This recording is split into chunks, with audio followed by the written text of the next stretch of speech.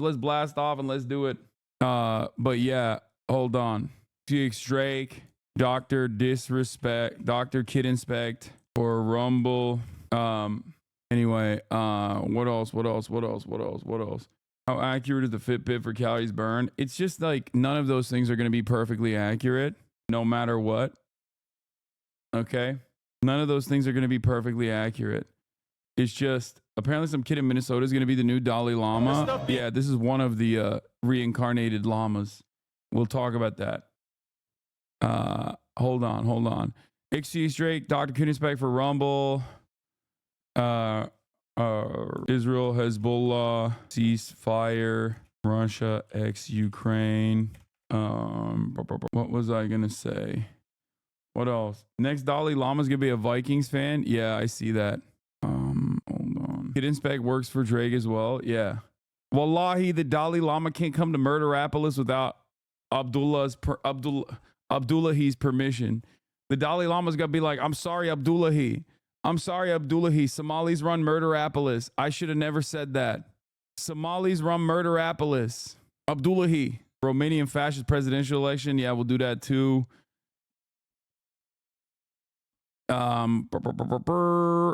What else was I going to talk about? Where the frick?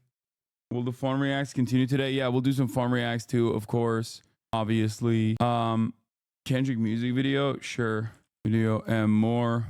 Goon Gaming later. Twitch.tv/Hasanabi. Okay. Can we do a okay buddy today? If we have some time, I forgot to do it yesterday. Where are you at in One Piece? What do you mean? I finished it. I'm caught up. I'm waiting for next April for the show to come back. All right, let's blast off. Are there enough Trump administration pricks yet to talk about the seats being left over for their home states? No.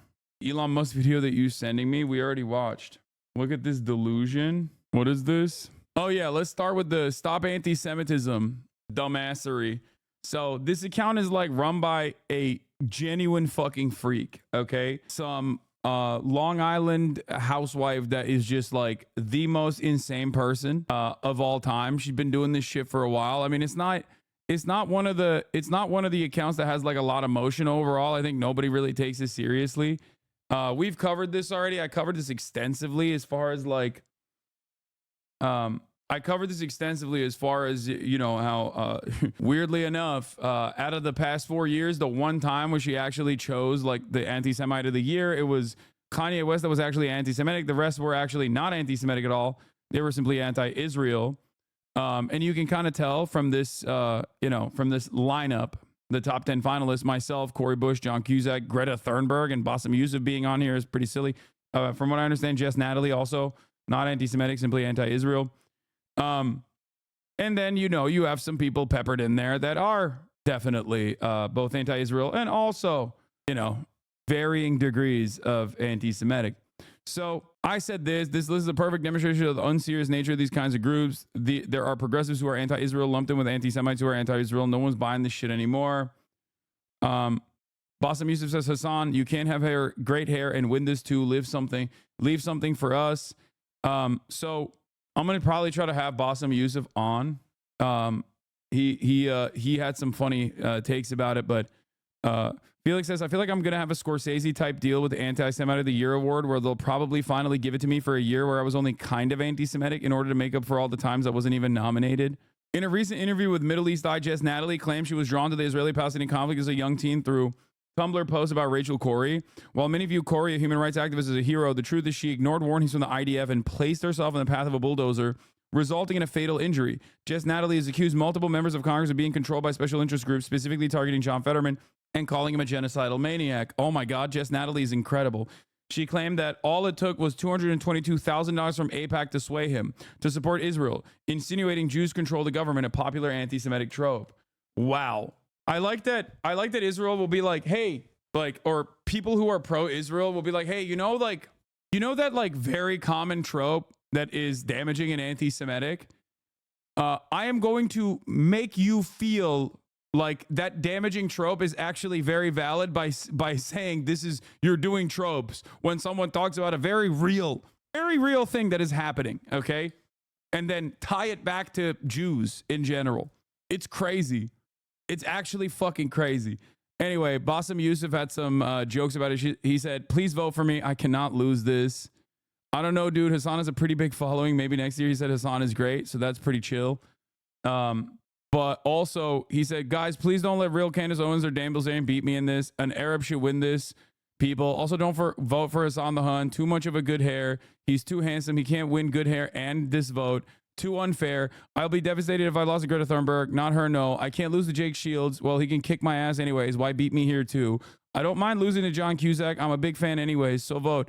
And if Candace and Dan win, I will not accept the results and storm X headquarters. But the thing is like he's memeing on this shit, but like I don't, I don't think it's like, I'm not chummy with these with the people. You know what I mean? I'm not chummy with some of these motherfuckers because like I think that they are anti-Semitic. And that's like one aspect of this that I'm like kind of annoyed by.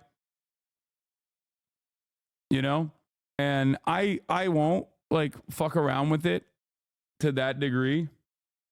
The case to vote for you, according to Stop Anti-Semitism, meet contenders for Anti-Semite of the Year, the individuals you've gone above and beyond in spreading Jew hatred. First off, Hassan Piker, defended Hamas terrorists after the 10/7 massacre, denied documented atrocities, including mass rape and murder, profits while violating Twitch's own community guidelines, using his massive platform to amplify anti-Semitic propaganda.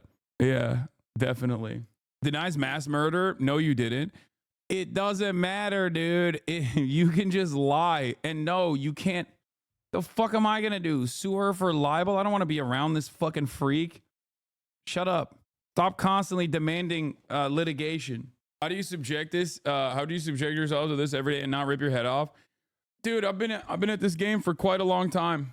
And I would much rather be in the position that I'm in now, where like there's so many people who are just like, these people are freaks and they're out of their minds.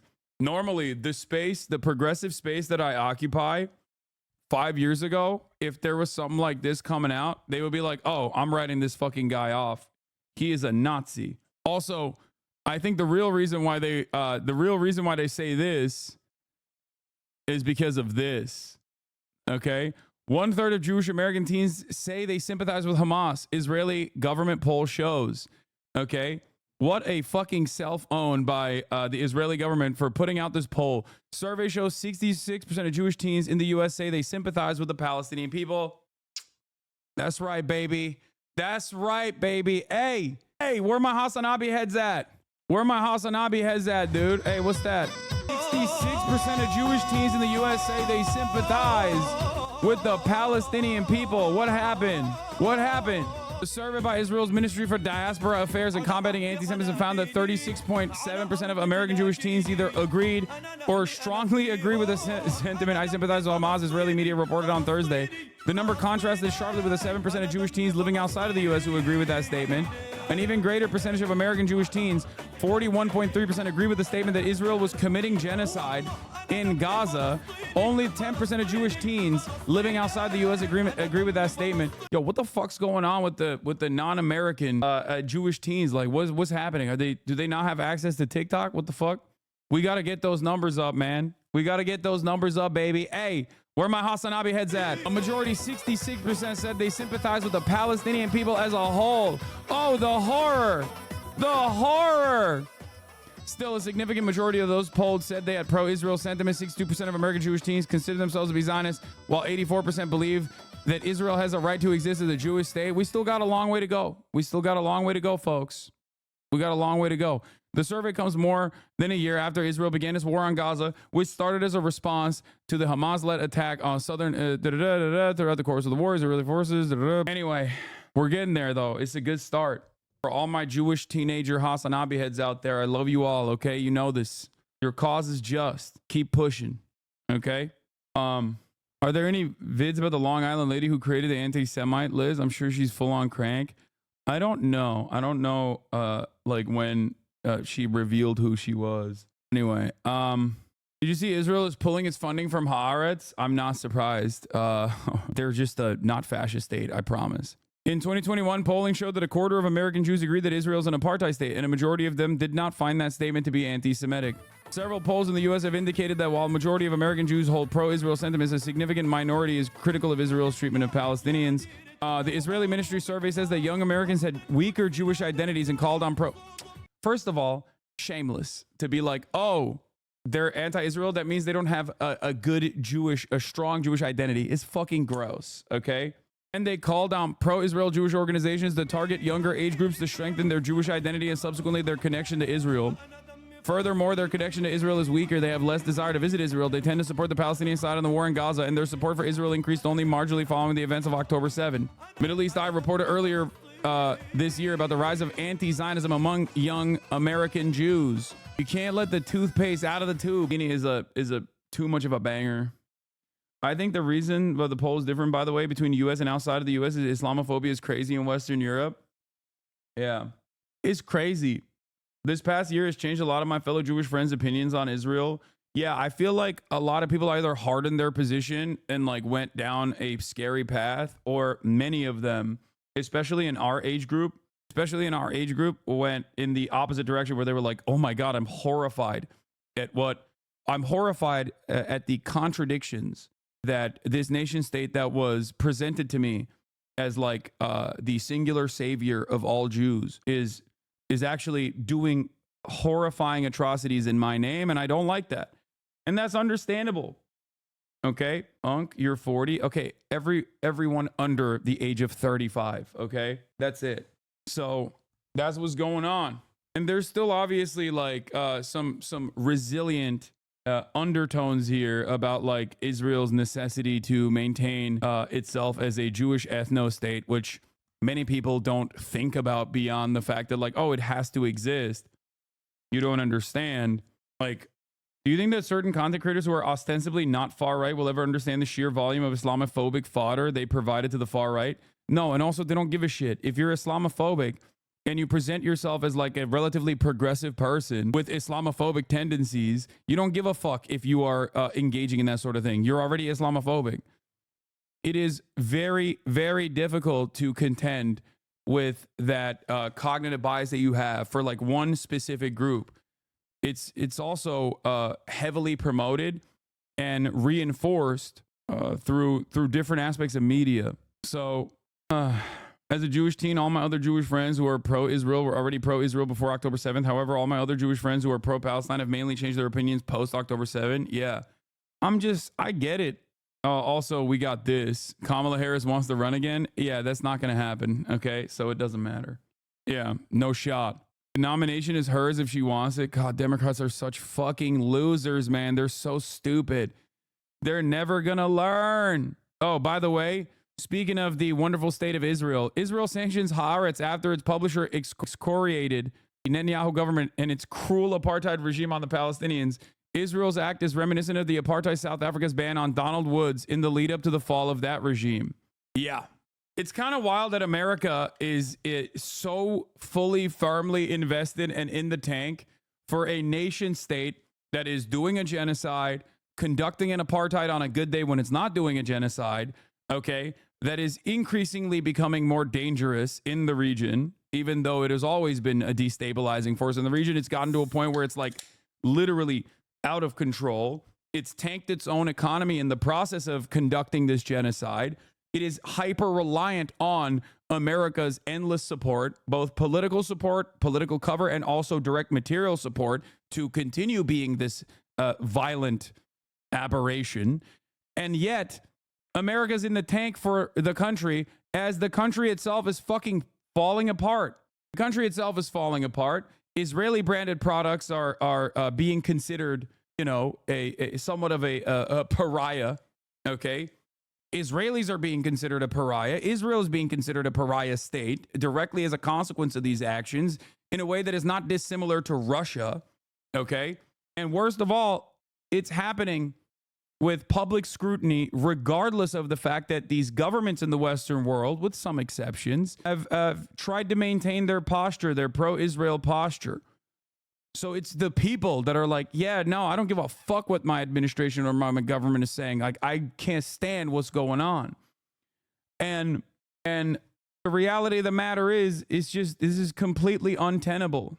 You are doing a mind genocide on your young followers, and so are the far right countries falling apart due to all the slop that you and others speak. Social media was the downfall of it all. Yeah, I'm doing a mind genocide on my young followers by being anti-genocide unconditionally, no matter who's doing it. You're right.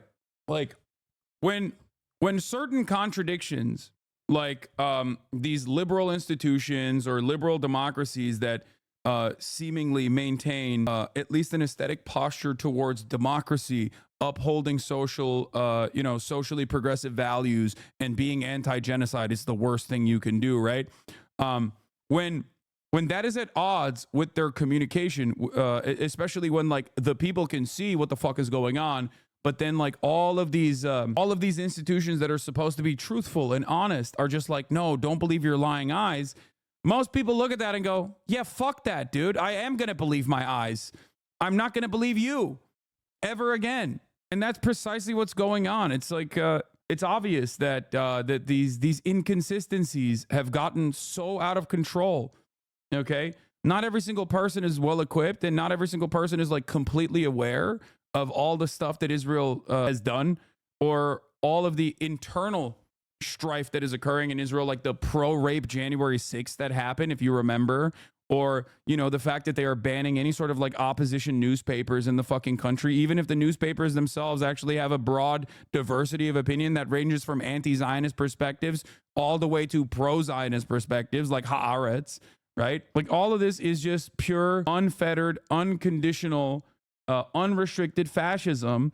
And as like international organs of justice, like the International Criminal Court, are taking action against Israel for the clear-cut definitional war crimes that Benjamin Netanyahu and former Defense Minister Yoav Gallant engaged in, everything is falling apart. And what these guys don't understand, what defenders of Israel in the Western world don't understand, is that like you are losing your own clout and your own capabilities of influencing people when you stand in opposition against certain values that you claim you care about. Donna Griff says, you should also start a righteous among nations and honor amazing people like Douglas Murray. Ew. Spencer Gard, I don't know who the fuck this is. Aaron Milan, Elisa Stefanik, Richie Torres, John Fetterman, and scores of others who have had our back and our voice in these dark times. True friends of the Jewish people. Add Brianna Wu onto the list. Yuck. So basically, this is becoming a standard. It's becoming the new standard. It's like, I try to keep people from completely writing off mainstream media. I rely on mainstream media. Okay. I rely on it heavily. And I think it's very important, and it's an important instrument for people understanding the truth. You should always be critical. You should always be critical of the narratives that you encounter, but it's still very important that there are real journalists out there that are doing what? Have you covered Hassan Minhaj getting canceled for absolutely no reason? No. I still trust mainstream media to deliver factually accurate reporting. And I will always call out the inconsistencies in their factually accurate reporting when they present themselves, okay, and their biases. But having said that, they are still important. They must exist, okay? While the democratization of media and the online space has been tremendous for voices such as myself that normally never would get any sort of coverage whatsoever, like I would not exist if not for the internet. There is no person like myself that would ever be able to speak on or have a prominent speaking position, a prominent role in a mainstream outlet. You know what I mean? I'm not going to be a person who has my opinions are not going to be on CNN, or they're not going to be on MSNBC. They're not going to like have their own show. You know what I mean? They're not going to be able to,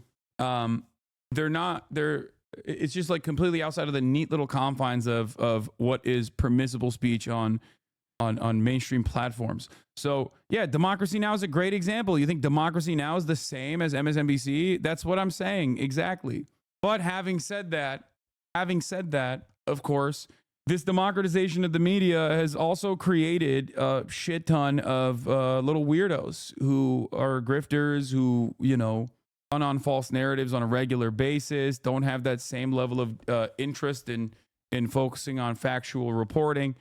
And there's also a lot of that too. There's, that is very frustrating. There's a lot of misinformation. There's a reason why people seemingly live in entirely different planes of existence nowadays. There is a healthy amount of falsehood that you can be fed. There's a healthy amount of right-wing propaganda that you can eat up, okay, in the process. Hold on. Where is the wisecrack video that I guess talks about this in particular? What is this? I spent like 20 minutes trying to find this, so please consider watching. In terms of younger Jews in America, this is something that AIPAC has been aware of for the better part of a decade. Chuck Schumer spoke about it openly at a speech at AIPAC conference in 2017. You don't have to watch the full vid, like 2 minutes, and you get the point. I think more people should see this. The rest of my speech, I want to address to you one of the great problems that Israel faces in the future, not immediately, but in the future, but we have to worry about it. I'll be having lunch with the Prime Minister tomorrow. You're an American. You're an American senator. You're an American Democratic Party senator. Why the fuck do you worry yourself about the future of Israel? Like, I don't. It's so stupid. This is a Senator Chuck Schumer's remarks from the AIPAC Policy Conference from 2017. Tomorrow, and I intend to talk to him about this and what we can do about it. The fact of the matter is that too many of our young... I mean, jokingly, I talk about this, but like, can you imagine any other country? Can you imagine them being like, guys, we need to worry about the way that Americans view Estonia? You don't understand. Americans have a very negative perception of Estonia, and we need to make sure that like they no longer have this negative perception of Estonia. We have to make sure that Americans love Estonia. It's like, what are you saying? I'd be like, what the fuck do you mean, dude? What do you mean? And this is not me being like, I'm not anti-Estonia by any metric, okay? But it would be weird if a senator came out and was saying that. Does that make sense? Like, I use Estonia as an example because it's like a silly one, okay? Disingenuous to compare the two. What? Why? Because, brother, Israel's a U.S. satellite. Of course the senators worry about it. Yeah, I know that. I know that, you silly goose. I'm talking to people who aren't considering it like that, okay? That's my point. You're making my point for me. Younger generations don't share the devotion to Israel that our generations have. Like, what do you mean? Like, that's an insane statement, brother. Look at this. Younger generations don't have the same... Dude, let's run it back. Too many of our younger generations don't share the devotion to Israel that our generations have. Yeah. This is devastating, guys. Younger generations don't want to ride for Israel as hard, and this is really fucked up. That's a problem. We have to face it and deal with it. Now, it's certainly not true in AIPAC. We have thousands of students here who go home and spread the word of Israel. Students, stand up. We want to applaud you. Glaze. Meat riding. Okay, flag on the play. God damn. I think post-October 7th has made a lot of younger Jews realize the cruelty of the Israeli state, and they don't have the pre-embedded reverence for Israel itself that the older generations have, so they are able to separate itself from Judaism. Yeah, that's it. That's at the heart of the matter. Okay, that's at the heart of the matter. Do you believe Israel is an apartheid state currently conducting a genocide or not? Do you disagree with every human rights group? Do you disagree with every instrument of international justice? Do you disagree with the damn near entirety of the public at this point in even Western nations? Because like the global South doesn't get a lot of play here, but like they've always had this position. They understand it. They recognize it. They know what colonialism is because their near history is riddled with, the violence of colonialism and also the current violence of imperialism. But even in the Western world, people who sit in the core of empire, the heart of empire, people are starting to recognize like this kind of shit is completely unsustainable. It's untenable. Okay. Like, why the fuck are we doing this? And when you lose entire generations in the Western world, despite the, unlimited faucet of propaganda in this direction, you're fucked. Israel has nothing to do with Judaism. Okay. It doesn't have anything to do with Judaism. And we will look back at all these people that have presented it as such, as people who tied ISIS to Islam. Okay. It is akin to tying ISIS to Islam, saying this is true Islam. This is what Islam is all about. Saying it has nothing to do with Judaism isn't fair. It is completely fair that what do you mean? What are you talking about? It 100% has nothing to do with Judaism. The fuck? Judaism, out of the Abrahamic religions, is the OG one. It's like thousands of years old. What the fuck do you mean? Zionism hasn't even been around and fully fleshed out for like 100+ years. What are you talking about? Israel itself has existed for 76. It was originally concocted by secular Jews that didn't give a fuck about the religion. The religious justifications were simply to bring on board religious Jews who didn't actually care about it at all and actually hated it originally. Ridiculous. It is historically inappropriate.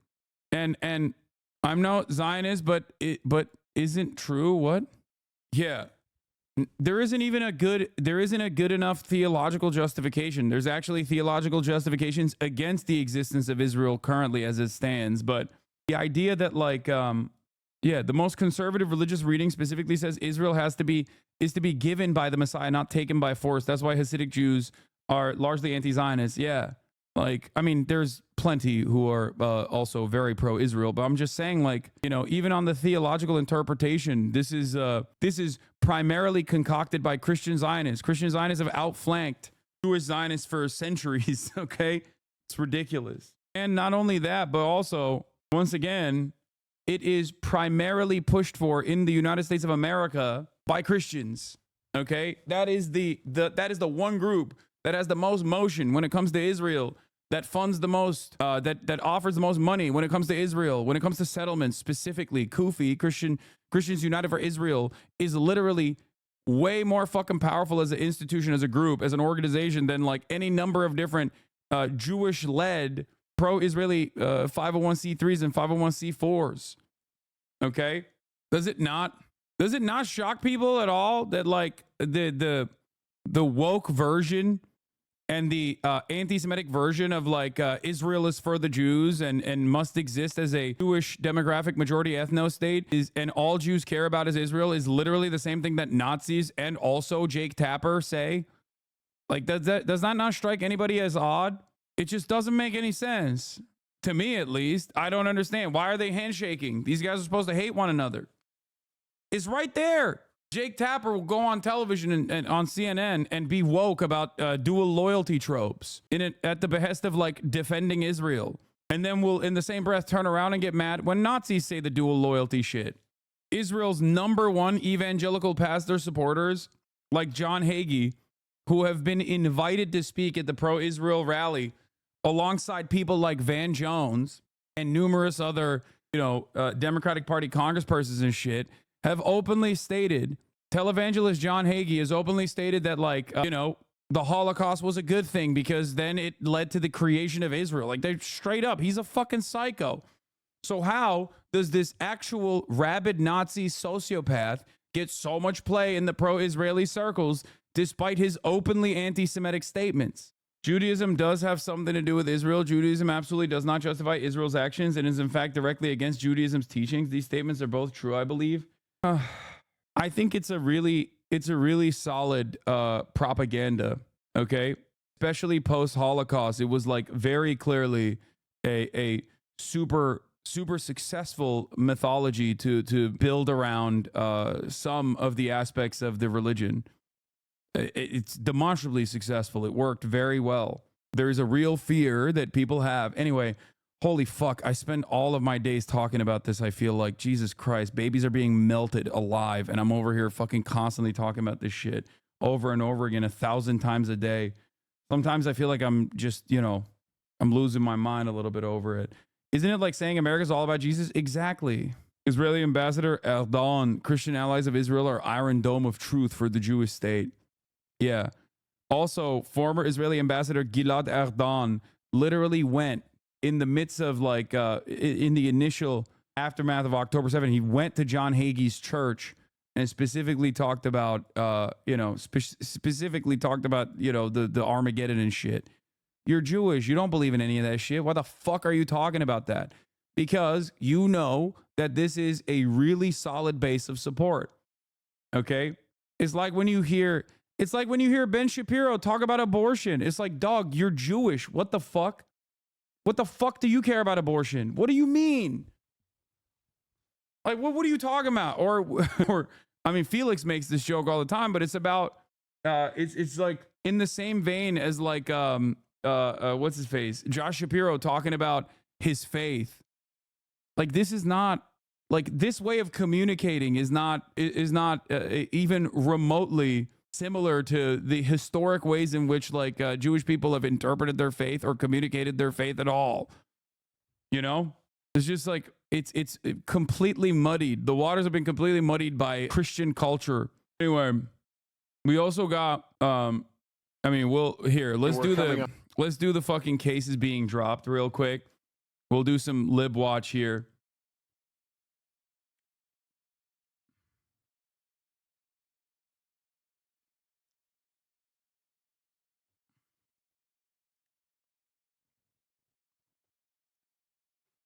But all the Trump cases are getting thrown out because he's the God King now. But before we do that, here's Dan Bongino with a self-own. Why does everybody want to fight me all the time? Do I have a punchable face or something? On the air with breaking news about President-elect Donald Trump, the Justice Department Special Counsel Jack Smith just filed a motion to dismiss the federal criminal case against the president-elect over his efforts to overturn the 2020 election results.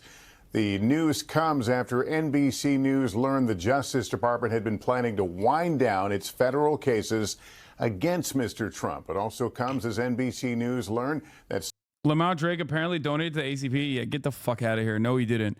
But Drake is also not a good time to recognize or admit this, but he has been one of the most prominent artists out there that has actually openly been pro-Palestine early on.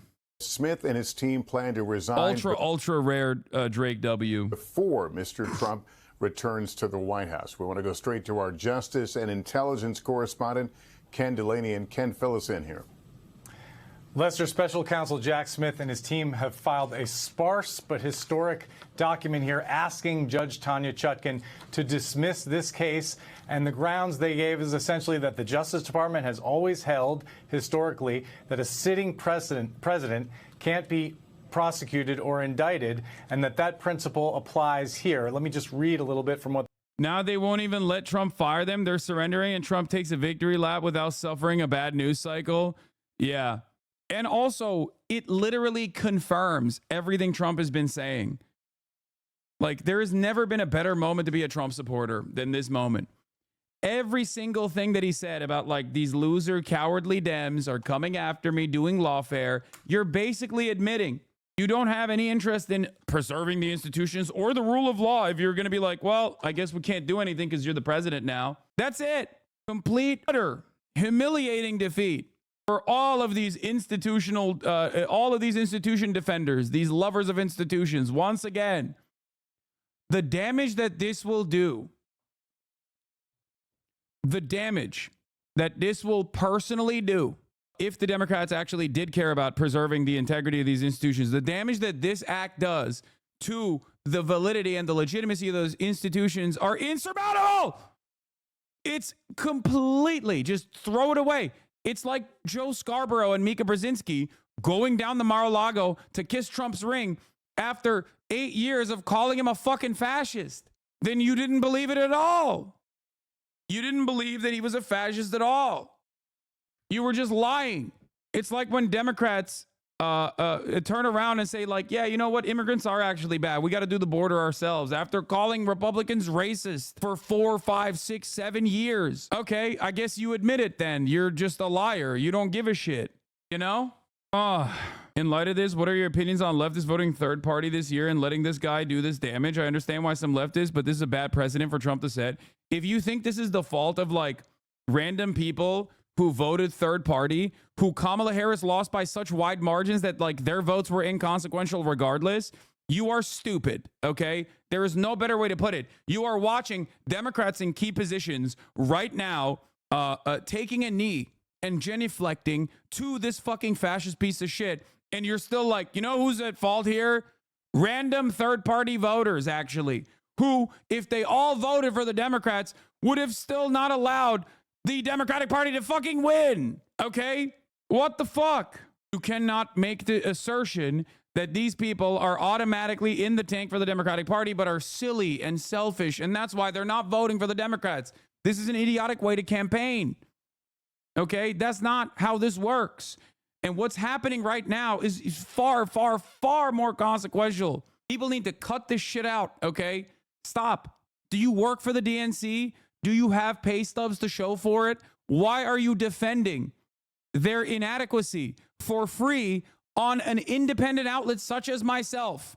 Okay? You're coming to a community of leftists to be like, I am going to defend the $700,000 salary winning idiotic analysts and campaign staffers that literally fucking openly consulted the Democratic Party to lose. I'm going to defend them and their integrity. It's like these guys are getting paid six figures. They melted $1 billion. They were $30 million in debt by the end of this fucking campaign, and they lost.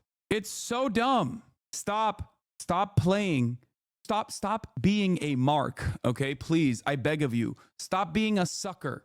Stop being a sucker for those who are in positions of power within the Democratic Party. You are literally doing their bidding.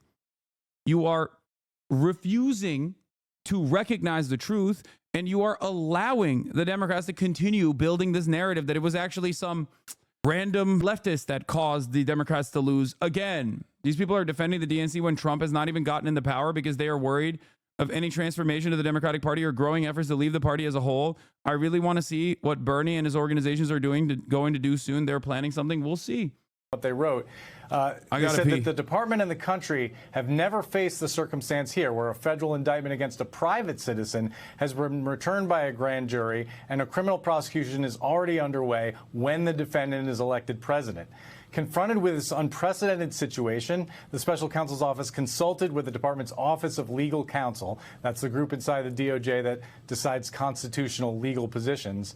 And then they said that after careful consideration, the Justice Department has determined that the OLC's prior opinions concerning the Constitution's prohibition on federal indictment and prosecution of a sitting president apply to this situation, Lester. So, look, this indictment, this involves the three conspiracies Donald Trump is accused of in an effort to cling to power after the 2020 election. And it marked an extraordinary moment in American history. This is the first ever accusation that a sitting president committed crimes in an effort to cling to power. The dismissal also marks an extraordinary moment. 50 years after Richard Nixon was forced by lawmakers from both parties to resign the presidency amid allegations of criminal conduct, half of American voters discounted equally serious charges of criminal misconduct in office against Donald Trump. They returned Mr. Trump to the presidency. And if the lesson of Watergate was that no one was above the law, the lesson of the Trump era is that a majority of Americans have decided that this principle no longer applies. And what I can tell you, Lester, is that we also expect a filing in the other case, which has been dismissed by the judge, that classified documents case against Mr. Trump, which is on appeal. We expect a filing there, although it's not clear exactly what that filing will say because there are two other defendants in that case. And Jack Smith, the special counsel, is required to file a report to the Attorney General before he leaves office explaining his prosecution decisions. Wouldn't it be wrong to try and jail and pull to court an upcoming president, though, because it internally weakens the country? Some things are more important than partisan fighting. Brother, you either think Trump is a fucking threat to American democracy and is a fucking die-in-the-wool fascist, or you just lied about it for years. I personally think he is, okay? I think he does spell great trouble for American democracy and the future of America in general, and he is a fucking straightforward, ultra-nationalist fascist at this point, okay? Doesn't matter if he's like personally invested in some ideological variant of Nazi ideology. What matters is his output. What matters is what he's doing, okay? He violated the rules regardless. Why the fuck would you cast that aside? Excuse me, we need to make sure that Germany is united. And that's precisely the reason why we should offer Hitler the chancellor position, because ultimately, you know, it's better to have a united Germany. Yeah, see how well that worked. He might be, but he's still the leader. Weakening him weakens the country. Yes, dude, you're a fucking dumbass, okay? Weakening him weakens the country. We need to Sig Heil alongside Donald Trump. Liberals and their endless defense of the status quo is precisely the reason why they will always show their bellies, okay? They will always allow fascism to thrive, okay? That's it. It's the same principle. Never question power. And also, it's the same like vague gesture towards like bipartisanship. You know what I mean? You don't understand. We must obey. We must obey. No matter how fucking far he goes, we have to obey. Okay? Because God forbid America gets weakened. I mean, what are you talking about? Yeah. Good luck. Good luck to you, charitable chinchilla, as Donald Trump sets up utilizing the military to mass deport 20 million people. This is part of the reason why I'm telling you, I have said time and time again that things are different this time around. Things are different. Nobody. What is this? Oh, yeah. Things are different this time around because liberals are not even doing the fucking 2016 hashtag resistance shit. Yeah, no, it's the clip that, what's his face? Hasanabi Productions posted. The one where he spliced Ethan talking about how much of a radical terrorism supporter I am. Well, it spliced up with me playing the Korean goon dating sim. With his fucking straight up radical, anti-American, anti-Semitic, fucking pro-China. Unaware, narcissistic fascist, he probably doesn't understand why he can't dictate everything. Inner GOP faithfuls will try to treat him like a useful idiot to tear down the normal institutions to keep the party entrenched in power. And Merrick Garland has a policy of making those reports public. So we can expect to see a public report, Lester. But in this case, we don't expect it to go much beyond the volume of material that is already in the public record about both of these criminal cases. All right, Ken Delaney, and thank you. Let me bring in our senior legal correspondent, Laura Jarrett. Laura, what is the chance, putting politics aside, what's the chance of resuming the case 4 years from now? Very little. You and I both noted as the filing was coming in that it said without prejudice, which means theoretically they could bring it again. It seems highly unlikely, Lester, even notwithstanding statute of limitations issues, all of the effort and resources that were put into this, they never really got off the ground. They didn't get anywhere close to a jury trial, much less the conclusion and sentencing. They just never got there. But between the delays with the Supreme Court decision on immunity and Trump's own efforts to try to get the case blocked, I think the real question now is just whether we even see a final report from Smith's office laying out sort of what evidence he would have adduced at trial. He was also required to explain in that report why he didn't bring any charges. If there were anything that he held back, he's supposed to explain. He had already developed a roadmap to get around the Supreme Court ruling on immunity. He had tried, and they did a superseding indictment, so essentially rewriting the indictment to be more in line with that, kept out some of the evidence that the Supreme Court said was off limits. But even still, he was at the beginning stages of that. Trump was likely to appeal even that new indictment. And so it just really never got off the ground. So the facts didn't change. The evidence didn't change. The only thing to change is his status. Thanks for watching. Stay up. To politics now, in the new Trump cabinet ready for confirmation. The president-elect announced a series of top administration picks just over the weekend, including hedge fund manager Scott Bessent to be Treasury Secretary and Congresswoman Lori Chavez DeRemer as Labor Secretary. Trump needed less than 3 weeks to pick his cabinet, but some of his more controversial picks may have trouble getting approved by the Senate. Nicole Killian is in West Palm Beach for us, covering the transition as she has been for days now. Nicole, good morning. Hey, good morning to you, Tony. Now that President-elect Trump has made most of his key picks, there are new calls for them to get FBI background checks. But overall, the public is giving him positive marks. As President-elect Donald Trump put the finishing touches on his cabinet choices this weekend, a new CBS News poll finds 59% of Americans approve of how he's handling the transition. We're going to have hearings early so we can get his team in place when he takes the oath of office on January 20th. The poll also shows many of Trump's designees have more support than opposition. That includes some of his more controversial picks, like Robert F. Kennedy Jr. for Health and Human Services, Tulsi Gabbard for Director of National Intelligence. There's a major disconnect with reality in this country. I can't. Everything is bad and only slated to get worse. Do you understand? Like, everything is bad and it's only going to get worse. And there is... I feel like there are not enough people that are actively speaking out against how insane things are getting. And only until people are staring down the actual ever-present danger of Trump's fascist, white nativist, anti-immigrant policies and how devastating that is for the lives of millions of Americans, will they turn around and go, oh man, we fucked up. And at that point, it'll be far too late. Okay? Pete Hegseth for defense, although some voters say they still haven't heard enough. I'm a yes on Pete Hegseth. I'm a yes on Tulsi Gabbard. While some GOP senators say they'll vote for the picks, Democrats like Illinois' Tammy Duckworth raise concerns about a sexual assault allegation against Hegseth, which he has denied, and his comments that women shouldn't serve in combat. He's just flat out wrong. Our military could not go to war without the women who wear this uniform. She also called Gabbard, who at times has been seen as sympathetic to Russia and Syria, compromised. She is a true patriot of the United States, and there's no reason why the Democrats are going after her other than the fact they're upset that she left their woke party. Some lawmakers insist nominees must go through FBI background checks, but the Trump transition has not signed an agreement with the agency to start the vetting process. If they keep delaying on these background checks, we will have a delay in getting these cabinet officials in. I don't think the American public cares who does the background checks. What the American public cares about is to see the mandate that they voted in delivered upon. Trump transition also hasn't signed an agreement with the White House to get access to office space or help with expenses. A transition spokesperson tells CBS News they continue to constructively engage with the Biden administration. Okay, Nicole, thank you very much.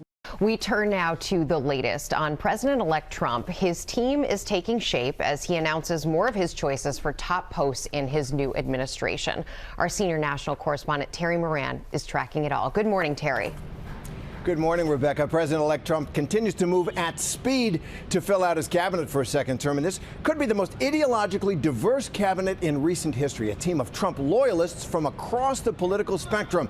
Over the weekend, Trump making some more big nominations. For Treasury Secretary, Scott Bessent. He is a hedge fund manager and former Democratic Party donor who now advocates for big cuts to the federal budget and much more oil production in the U.S. And for the powerful position of director of the OMB, the Office of Management and Budget, Russell Vought. He held that post in the first Trump administration, and he is also the one of the lead authors of Project 2025. That's that controversial blueprint for a second Trump administration that Trump distanced himself from during the campaign, but has now put one of the top architects at the very center of power. And for Labor Secretary, Republican Congresswoman from Oregon, Lori Chavez DeRaymer.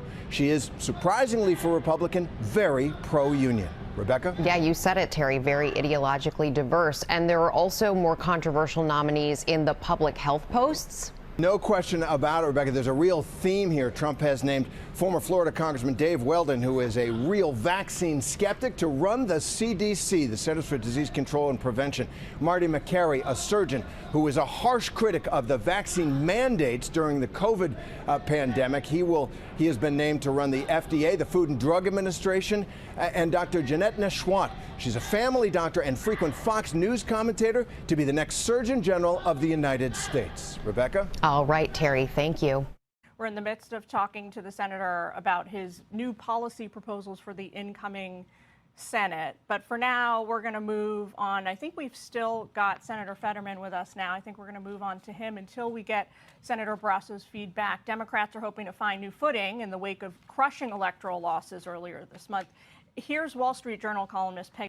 I don't think Americans understand the importance of background checks. Yeah, people don't understand that the fucking background checks are to, make sure that the cabinet appointments are not easy to blackmail or control.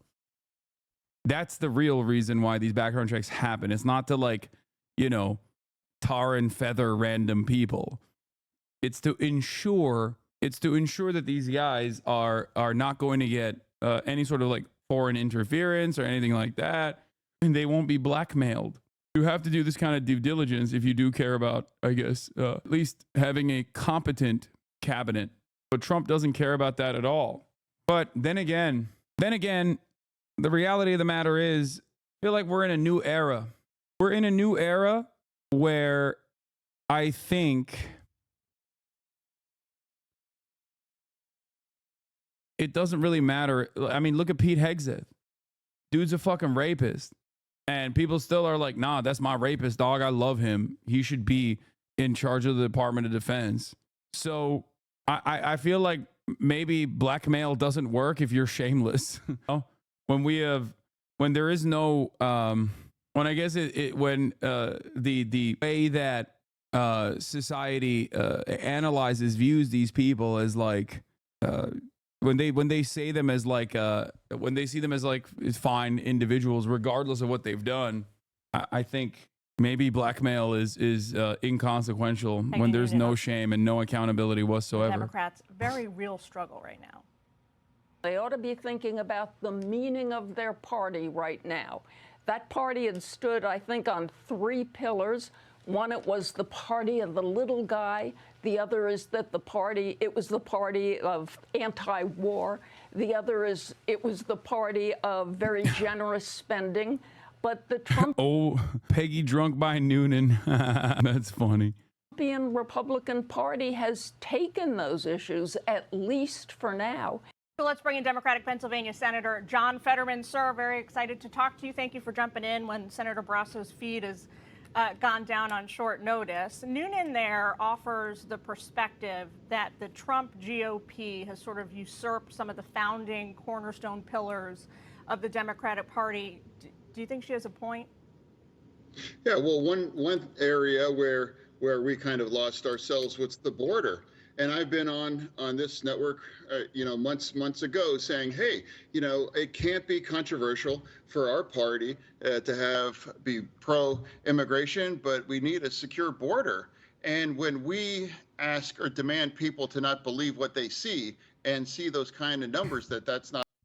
It's pretty funny that like this is the guy spearheading the right-wing shift of the party. The person that is the most effective communicator of the right-wing shift of the party is a guy who can't communicate at all. Just dumb as fucking bricks. Just a straightforward ogre. Not a problem. It's like, well, the party is so cooked. Then you lose about that 100%.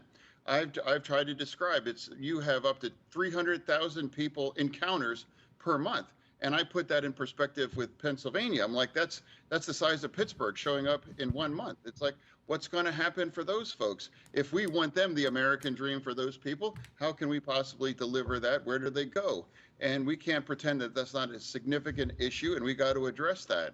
So another issue. It's not the new Joe Manchin. I think the party itself is reshaping itself in this attitude. That's what I'm trying to explain. Issue like that, Joe Manchin played the role of a spoiler, but at least the party back then would try to present itself as like somewhat progressive, someone on the side of working class people that cared about the truth with respect to like immigration.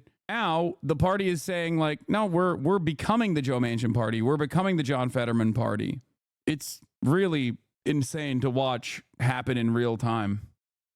I don't think that's about endless wars. I think there are two very just wars. I think Israel, for example, that's a very just one. And now I've never supported a ceasefire, and that was the right thing. I said I was going to follow Israel.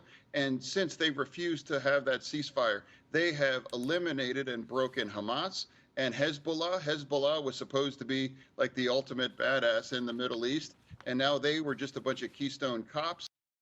Yeah. I mean, like I said, John Fetterman, not exactly known for having a good functioning brain. Really cool that the brain damage guy is the guy that is communicating the right-wing shift of the Democratic Party. It is pretty funny that he's saying this when, objectively untrue. Israel is at a hard time even bringing Hamas to heel inside of Gaza, which is supposed to be Israel's playground to begin with, an area that they have full sovereignty over, and they still have not been able to take out a militant resistance group. And they certainly have not had such a good time with Hezbollah in Lebanon. And Iran. But it's wild to say this in the eve of the like in the immediate aftermath of the ICC coming out and being like, yeah, Benjamin Netanyahu's a war criminal for mass starvation, utilizing starvation as a weapon. And the defense minister, former defense minister Yoav Gallant, is also a war criminal as well. Like, he's just like, yeah, I don't care. Israel good. All of Israel enemies bad. I'm glad they never did a ceasefire. Would Fetterman hit that rare title of left grifter? Brother, what are you talking about? No, of course. Do you feel like he's grifting to the left when he says this? No, it's the exact opposite. It's people that fucking claim that they're leftists that then turn right wing immediately when they get power. Bro's one of the most right wing fucking leaders out there in the Democratic Party. He got brain damage and immediately became a Omega reactionary. Been exposed as just, they really can't fight about anything. So that's been a significant development here. And now also I'd like to point out, Israel had blown up their nuclear weapons lab as part of that too. So, and with respect for Ukraine was invaded. And for me, it's about standing on the side of democracy. And I was very supportive about that aid. And I don't understand if the other side would now stop delivering that kind of aid. That's a disagreement, but I've been very, very clear supporting Israel. He ran a pretty progressive Democratic campaign.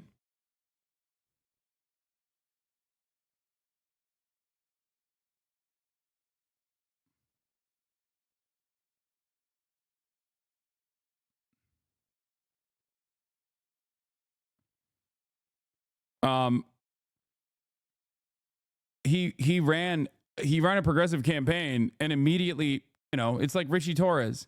He ran a progressive campaign and immediately swapped it. Like, so did Kirsten Sinema. Didn't run a progressive campaign, but like became increasingly more centrist in the process, increasingly more right wing in the process. It's the endless grift of constantly fucking grifting to the right. If he was a left-wing grifter, he would have, become more left-wing, I guess, despite not believing in it. Like, it's not a real thing. There is no real grifting to the left because there's no money on the left. There are people on the left. So you might present yourself as more progressive if you want to win an election. Okay. Having said that, however, there is no money there. So there is no reason to just actually go further and further to the left once you actually win power. I think his brain damage because he was a progressive Democrat in 2016 when Bernie endorsed him for LT. He was shitting on moderate Dems, very unusual. Yeah, no, I think his situation is genuine. I don't even think he's a grifter. I think he just actively got brain damaged into becoming more conservative. Like that flip, especially for Israel, John Fetterman was always bad on Israel, okay? But not this bad, never this bad. And not only that, but also his wife is an undocumented immigrant, was an undocumented immigrant. He was always pro-immigrant, pro-gay, pro-weed, all this shit. Like he was definitely, there are times when he actually fucking was in support of banning fracking, even though he's like the fucking Western Pennsylvania ogre that looks like this. He went back and forth on fracking as well. Pro-gay weed, yeah. Israel and Ukraine. You have, sir. And while you're on the topic of Israel, your colleagues voted down this Bernie Sanders bill this week to stop supplying weapons to Israel. The new incoming administration is touting their foreign policy national security team as the most pro-Israel in modern history. Wondering if you agree with that. Yeah, no, well, I mean, it was a pleasure to vote a big no on all those threes with my colleague from Vermont. I don't understand why anybody would bring that to the floor, but hey, if they want to go down, 80, 18, 19, that's up to you. But in terms of the incoming administration, I actually like what I see in terms of being a very, very strong pro-Israel through that, and I fully support that through that too. And when the administration will change, my vote and voice won't change either, and that's going to follow Israel through that. And they have made a magnificent kinds of progress on the process of generating longer-term peace by destroying Hamas, Hezbollah, and just demonstrating that Iran really, doesn't have the kind of capability to deliver any kinds of damage. You indicated, Senator, this week, at least it seemed to me, correct me if I'm wrong, that you're open to supporting two of Trump's cabinet nominees so far, Marco Rubio for Secretary of State and Dr. Mehmet Oz for the CDC. Dude, he's so visibly brain damaged. It's so funny. Fetterman literally endorsed a right-wing Z group threatening PA students. No, I'm telling you, dude. He just, I think it is legitimately brain damage. It's not an accident that so many UFC fighters basically become like incredibly fucking pro-Trump, incredibly reactionary. I think CTE has a capacity of making you more right-wing, making you more reactionary.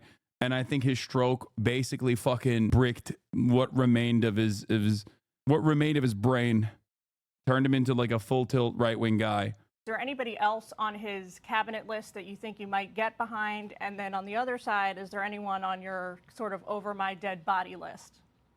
Yeah, well, and again, of course, I'm a fan of my colleague from Florida, and I'm going to vote yes for Senator Rubio. And then, you know, with Dr. Oz, I mean, everybody understands that we ran in the same cycle and it got kind of ugly. And I don't have any kind of bitterness. And I just expressed I'm open to a dialogue to hear what he has to say about these things. I'm not sure why that's controversial to say, hey, I think I saw a great from Bill Maher. He just said, oh, I'm not going to pre-hate. I'm not going to pre-hate a lot of these things. And I'm not going to pre-hate this. I'm going to have an open conversation. He said in an interview with Bill Maher that the stroke made him more conservative. Wait, I don't remember that. That's funny. He actually did. Save us. We'll talk about Jon Stewart hitting the Dems a little bit. For anyone that I'm open to having part of that conversation. And there's some people that I just couldn't be able to vote for that. And there's some that might be able to enthusiastically vote yes. And like, can you retract their condemnation of mass deportations? I don't want to keep this guy either. Bro, he's not going to get deported. They're not going to deport ogres. John Fetterman brags that brain damage made him abandon progressives. The Pennsylvania senator sat down with Bill Maher, of all people, to chat about leaving progressives behind. During an appearance on Real Time with Bill Maher, Senator John Fetterman credited his near-fatal stroke with making him a conservative darling, describing it as freeing. There's a line from the first Batman, Joker. He's like, I've already been dead once. It's very liberating, Fetterman told Maher on Friday. That's not reckless. That's just freeing. It's just freeing in a way. And I just think after beating all of that, I just really want to be able to say the things that I have to really believe in and not be afraid of it if there's any kind of blowback. On the October 7th, Progressive got him elected to saber rattle for Israel's brutal attacks in Gaza. His stance has largely been antagonistic, trolling protesters, rallying for a ceasefire by waving an Israeli flag over them, laughing at military veterans getting arrested, protesting for a ceasefire, and castigating the United States for abstaining from ceasefire resolution instead of voting against it. He has described student encampment protests as pup tents for Hamas and spread debunked propaganda denigrating pro-Palestine demonstrations in Philadelphia. Since adopting an aggressively pro-Israel stance, Fetterman has also backed harsher border policies, a curious stance given that he used to point to his wife's undocumented status as a child to tout his progressive bona fides. What, some ranchers shot them? I just had 2 Mexican family members get shot on a hunting trip in Arizona. This is literally just the beginning. Cops are investigating, but they aren't going to do shit. Wait, what? That's insane, dude. Speech therapist here. I work with TBI patients all the time, and their critical reasoning skills significantly decline in at least a reactionary sentiment. I mean, not every single person. This doesn't happen to every single stroke victim, okay? But I think that this is definitely one of the instances where it's very clear that, like, this person is, as a direct consequence of the fucking stroke, you know, become more right-wing. Need a counterstroke to turn him back? Nah, it's over. Do we not think it was all the AIPAC money? I think the AIPAC money was the AIPAC money, or the fears that he might have been cast aside before the primary if he was to have such a strong stance against Israel, was maybe some of the reasons why he was primed to be positioned for Israel. Having said that, however, I think that he went full tilt, like insane, because that doesn't account for like why he's right wing on the border. You know what I mean? My Senator Rubio or Stefanik, or actually there's a fantastic a labor nominee as well too. In fact, a Democratic colleague from the House just texted me and saying, "Hey, I think she's really strong, and I think that's a great candidate." So I think there's good things there, and there's some things that I can't vote for. But shut the fuck up. Don't ruin Christmas. Oh man, I'm skipping all this shit. Okay. Wait, what is this? It's painful to Neil watch, deGrasse but remember, Tyson is a big pussy. Dude, does Crowder even have It would be like, unprecedented. any motion whatsoever? Weird New Sexuality just dropped 2 days ago, 49,000 views. Oh my God. His channel is fucking destroyed, dude. Look at these numbers. Justin Trudeau finally admits immigration is destroying Canada, 56,000 views. Oh my Lord. He's not even reaching 100K. There's one. Jaguar's marketing director needs to be put in prison. 154,000 ads. 154,000 views. God damn, dude. He's doing worse than Hasanabi fan channels. That's crazy. I can't think of another person that has had such a dramatic fall off after turning down $50 million. Like, what an incredible moment. That's his other channel. No, I know this is his other channel, but his main channel has no motion either. It's a generational fumble, dude. It is so devastating. Here, let's see. Steven Crowder, main channel, 5 million subscriptions. Look at this. 3 weeks ago is the last time he fucking posted on there. 100,000 views. We are the news now. The video is banned on YouTube. The science sketch comedy election docuseries, 30K views. Making the Daily Show, 69,000 views. Let's talk about it. Miranda Device, 31,000 views 4 weeks ago. That's even worse. He is so unimaginably cooked. If you look at his views back in the day, 6 years ago, there are only two genders. Changed my mind. 46 million views. 9 years ago, Social Justice Warrior Feminist Festival, Crashed by Crowder, 31 million views. Undercover AW Fat Pride Feminist Panel, Crashed by Crowder, 25 million views 7 years ago. I'm Pro Gun, second edition, Changed My Mind, 24 million views 6 years ago. Male Privilege is a Myth, second edition, Changed My Mind, 21 million views. Why Democratic Socialism Doesn't Work, 11 million views 8 years ago. Women's March, Crashed by Crowder in Drag, 13 million views. I don't know how to expand on the metrics. I want to see what his overall views look like versus now. I think political content in general is falling off.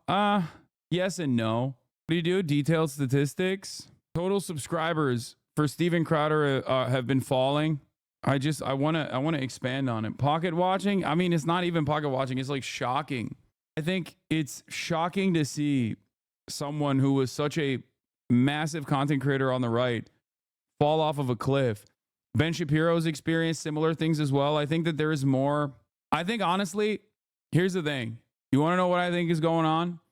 I think there's so much right-wing content out there that it's cannibalizing, because a lot of people I think would rather view manosphere guys and shit.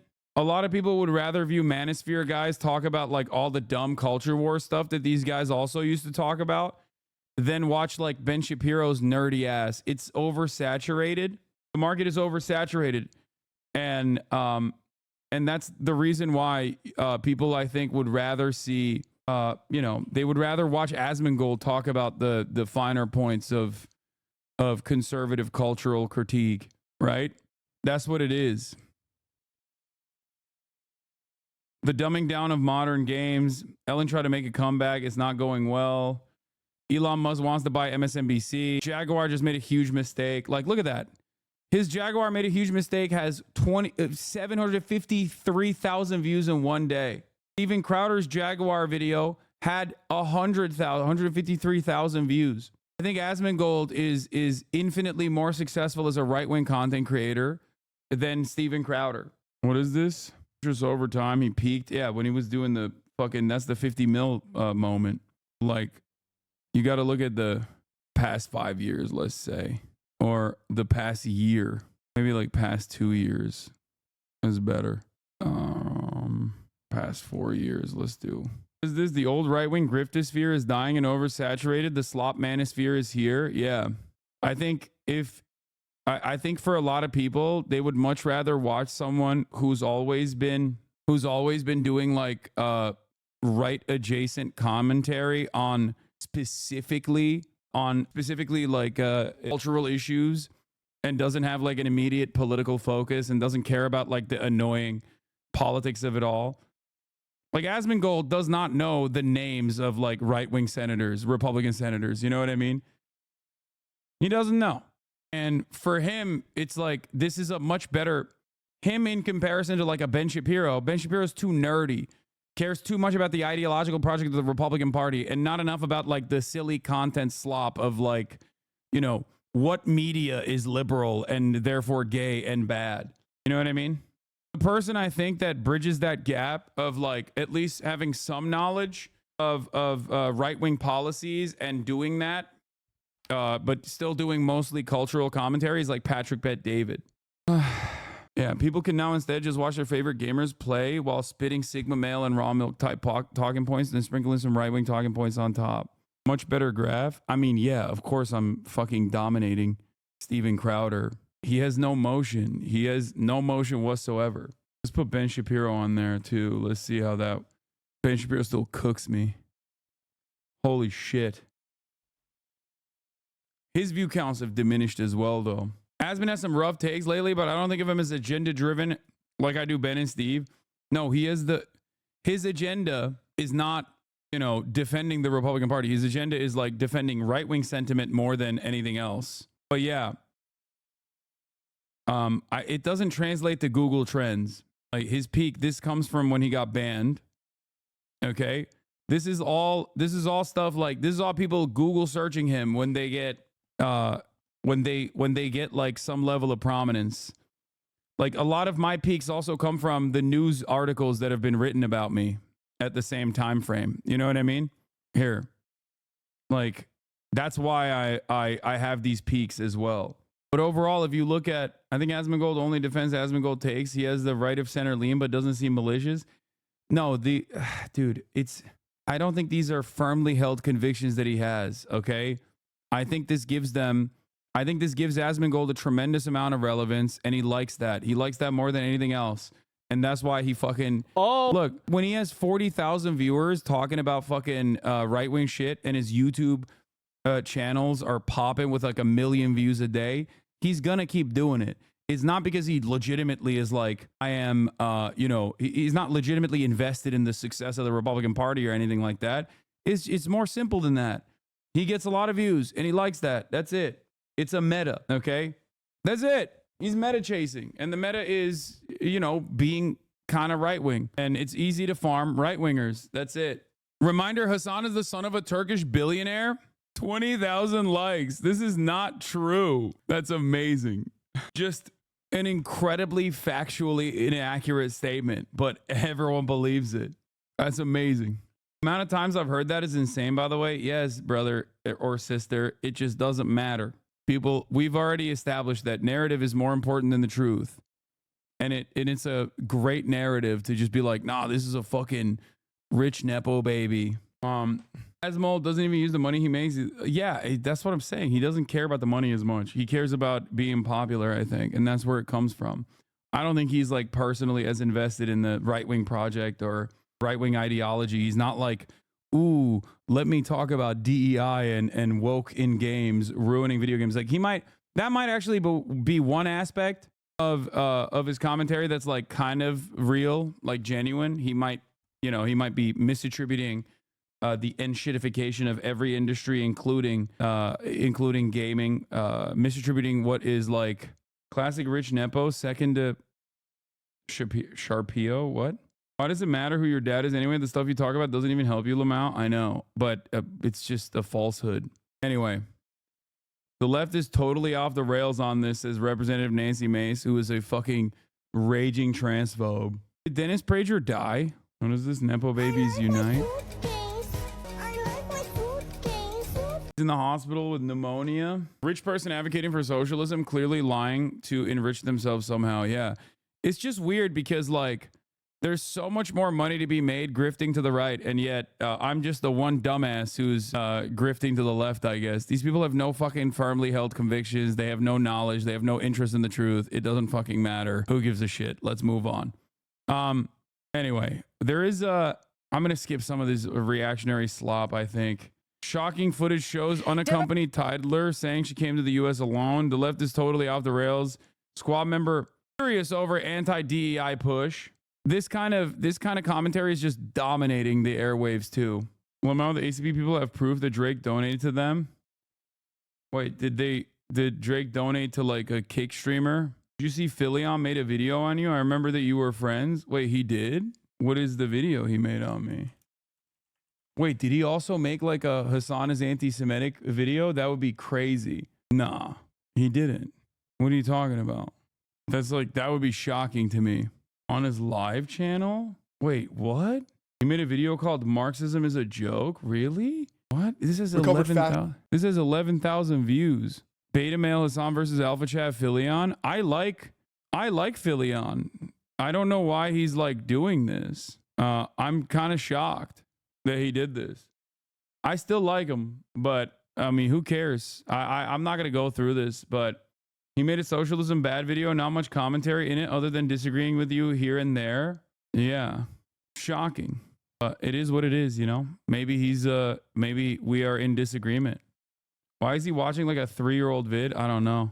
Let me guess, you're gonna text him like everyone else? Yeah, totally. I like that. Yeah, that's what I'm gonna do. And then he's gonna apologize for it because I'm gonna secretly text him because I have compromise over the minds of every single YouTuber. Hassananam, baby. Yeah, I'm making the boss call. I'm making the boss call.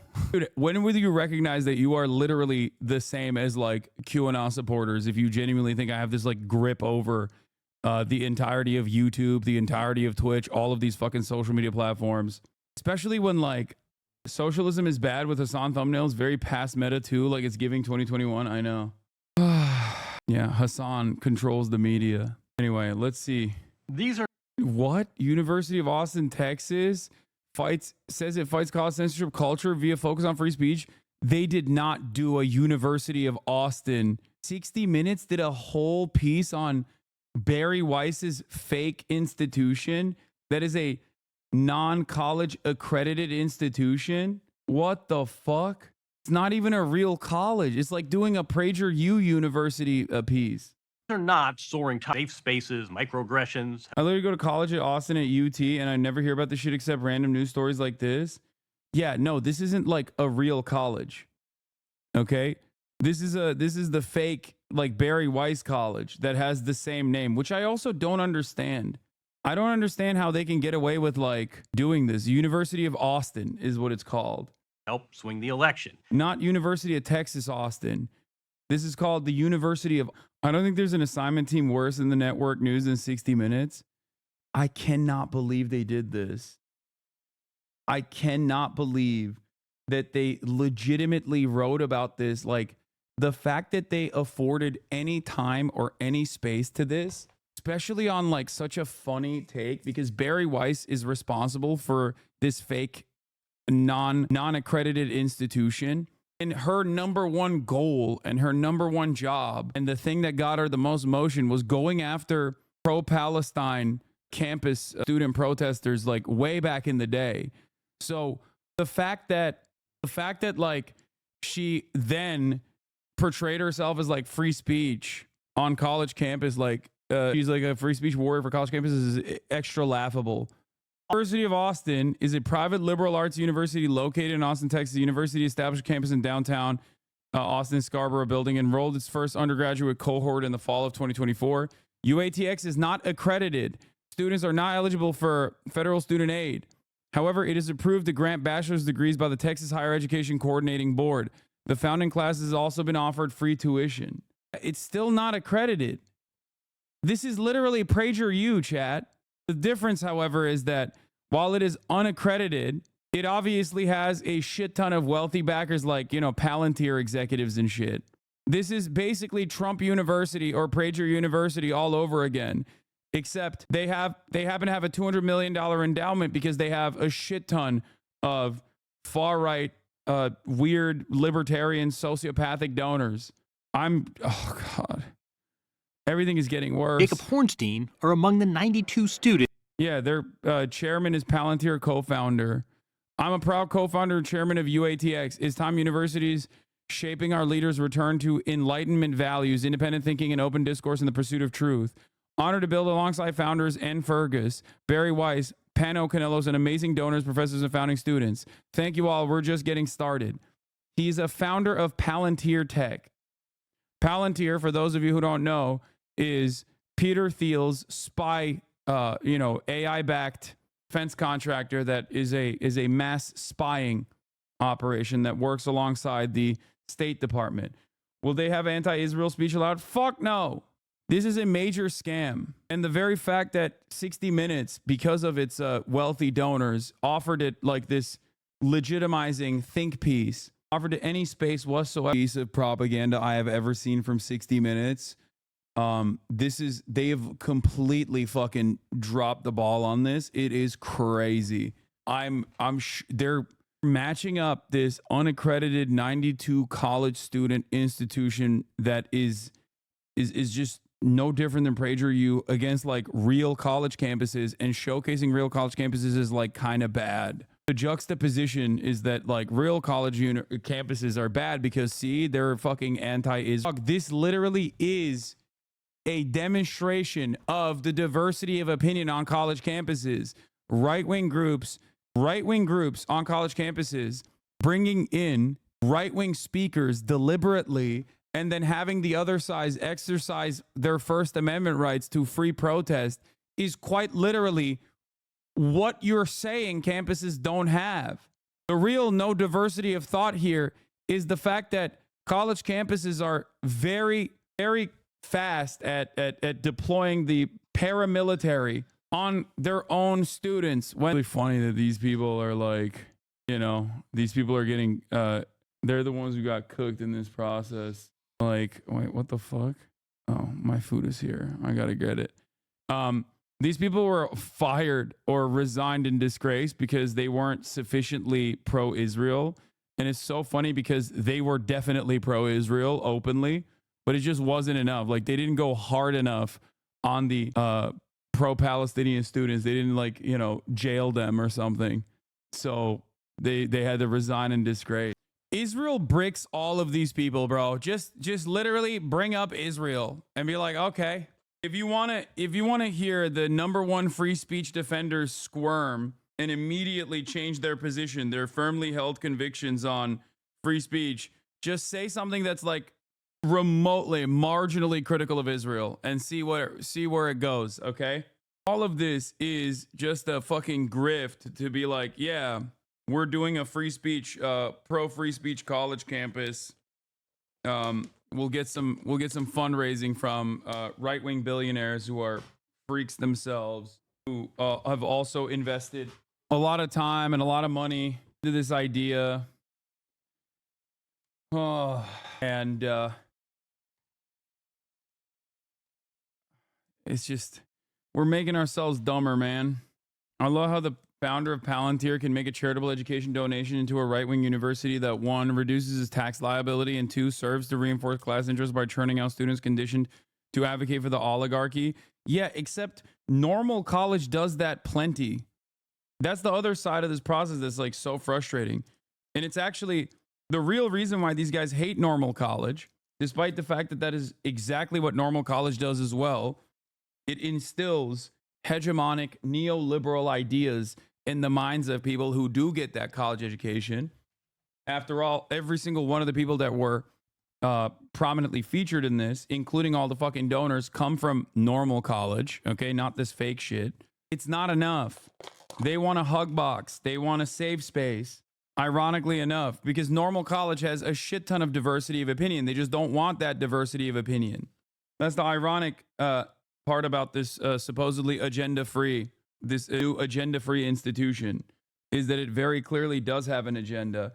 And that agenda is to have a college where, you know, there's even more right-wing positions that are prominently displayed than the normal college campuses. It's not enough that there is like actual left-wing students. As a whole, quite quickly. Meanwhile, at actual U.S. college, what's happening actually at universities, how universities crack down on pro-Palestinian activism, stricter rules and punishments over campus protests seem to be working. Universities have seen just under 950 protest events this semester compared to 3,000 in the spring. But we love free speech, man. We love it. Just kidding. We don't love it, actually. We're fucking so funny about being like, we don't care about DEI. And then I am noticing how diverse the group of individuals you presented at the 60 Minutes interview that you're conducting with the students. I am noticing that a big part of what they're talking about is the diversity of opinion represented at this unaccredited institution that you are presenting as a real college. Interesting. Fit and feisty. Trying to keep up with your Pat.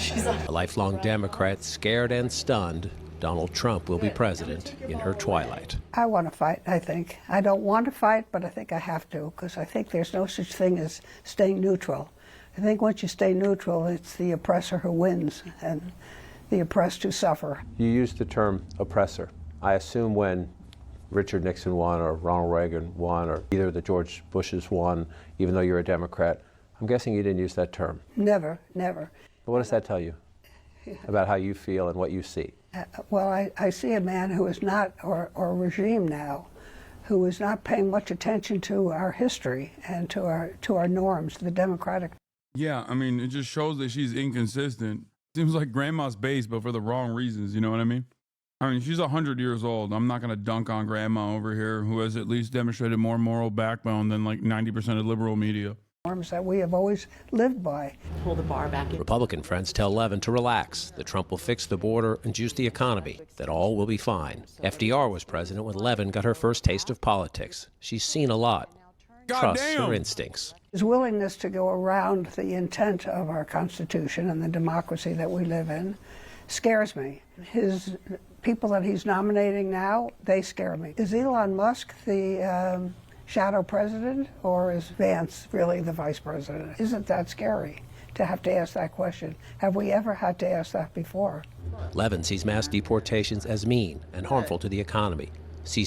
That's kind of crazy that she like literally saw the Bracero program. She saw internment camps for Japanese people. Like, I mean, look, it's cool. Like, it's cool that she has this opinion, but it's low key like she kind of has seen it, you know? Personally, she has a real personal experience. That's the last New Deal Democrat right there, dude. Trump rewarding men accused of sexual misconduct, sees women's rights in retreat, sees her American dream, the idea you leave things better than you found them, at severe risk. That's why I'm afraid. I'm not so afraid for me. I'm not going to be around probably to experience it. But I'm afraid for those I love, for those I don't love, those I know, those I don't know. It's all those people coming after me who might have to live into this. This is Northampton County, Pennsylvania, a place that picks presidents. Respect to her, by the way. I mean, respect to her. Actually, old people oftentimes demonstrate some of the worst selfish behavior, selfish tendencies I've ever seen when talking about the future prospects of this country. They vote without a care or consideration for the generation that comes after them. This grandma, on the other hand, very clearly does care, and she's right. And I respect her for not being like a regular old boomer. The county has now backed the winner in 5 straight presidential elections, and in all but 3 over the past 100 years. Northampton's rural stretches are ruby red Trump country. Democratic hopes rest on the county's 2 urban anchors, Bethlehem and Easton. Good deal of it goes to our food pantry. Lifelong Easton resident Marvin Boyer is still shocked at the size of Trump's win, but not shocked he won. There's any number of reasons why it went the way it did. The economy being one. I believe racism played a role in it, misogyny. Plus, more black men voted for Trump this time. Why would you vote for an individual who I think is a racist, who is a misogynist, who is with the January 6th situation? Why would you vote for a guy like that? Because he tells it like it is, and that resonates with me. It's one of the things that I hear from black men who support Trump, you know? Can't have Thanksgiving without the turkey. Boyer is a lifelong civil rights and community activist. These Thanksgiving meal bags filled in a room dedicated to his mother. There's a hero, that's the one. The Easton Community Garden, another way to lend a hand. Helping others helps Boyer channel his disappointment, and he urges angry Democrats to do the same. Because I often run into people who complain a lot, you know, and I'm a doer. And I say, be the change that you want to see in the community. Get involved in a local organization. Be more of an activist. You're not going to believe this, ladies. Look at the jokers. Darrell Ann Murphy is already doing. My freaking goats, dude. These guys are amazing. Shit, they're right. Just that. Friends of mine have started groups. We're calling it the Quiet. Every time, without fail, that I open the stream, this dude is eating brother or sister or MB. I eat at the same time every day. Or telling on yourself that you follow a strict schedule, just like myself. Resistance. I feel like I'm standing on the edge of a cliff and like everything's kind of falling down around me. It's falling down. Well, what happened to the foundation? What happened? Will America fall down? I never had thought this. I never thought this. This is just a huge shock to seniors, John. Huge. Okay, now we're going to rack them and see what we got. Murphy teaches the Chinese tile game Mahjong, our third time at the table over the past year. Third time Murphy and Catherine Long have sparred with Pam Aida. I don't have to have dinner with Donald Trump. I don't care what he does. Just keep me safe, keep my grandkids safe, and have money in our pockets. That's all. I'm scared to death of what he's going to do. And some of that comes from what's happening with his cabinet choices. I think we have to just knock it off. He's president for 4 years. We'll have another election. We hope. And then, I have fears that he won't leave. Oh, come on. That's I'm ridiculous. not kidding. I have fears that he won't leave. A debate for the next 4 years. If we're still here on this earth. Yes, we might not even be here, John. Do you ever think of that? I'm not going to allow myself to think about that. Back to the game. Won on this day by the Trump supporter. John King, CNN, Palmer Township. Why did they invite her? Brother, they probably fucking have known each other for like 60 years. Who gives a fuck at that point? You guys not have any friends that you have been friends with for like more than 10 years? I mean, maybe some of you are too young for that, but like I have people that I've known that I love that I've been very close friends with for, more than a decade. Sometimes their opinion evolves over time. Yeah. I cut them out of my life because they turned out to be assholes of the political shit. It's not good to abandon people that have different opinions than you in general, no matter how fucking wrong, egregious, or even violent those opinions may be. Hold on. Doors open. Especially because like your goal should always be to take on emotional labor and try to fucking change their minds anyway. I'd take, to be honest. Yeah, I know. Well, I'll do it. Everybody says, law, fuck that. But, law, then why did you cut off Ethan? That's so good. You think I cut off Ethan? Are you out of your fucking mind? No, I didn't cut off Ethan. And I even said, as